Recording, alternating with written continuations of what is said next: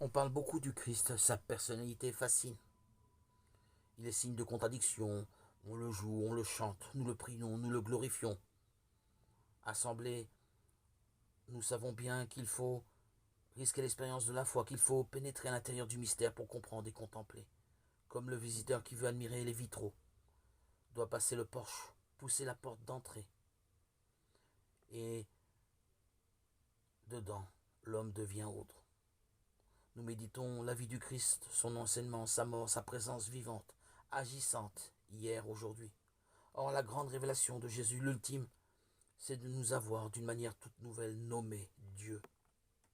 Ce mot, ce terme abstrait qui nous pose autant de questions qu'il en résout, est devenu dans la bouche du Christ un nom de famille, une appellation familière, le nom d'un foyer. J'entre chez Dieu. Si je suis accueilli chez lui, je sais que je trouverai des amis. 3 amis comme Abraham un soir, alors qu'il était assis à l'ombre de l'arbre, fidèle à la promesse et inquiet de son avenir. 3 êtres chers, ayant le même nom, vivant du même sang, si je puis dire, ayant une identique et unique nature, mais aux prénoms différents. Jésus n'a pas fait devant ses disciples une démonstration théorique du mystère qu'il a vécu, qu'il nous a annoncé. Non, il a confié comme si cela allait de soi. Voici mon Père, celui que vous appelez votre Dieu.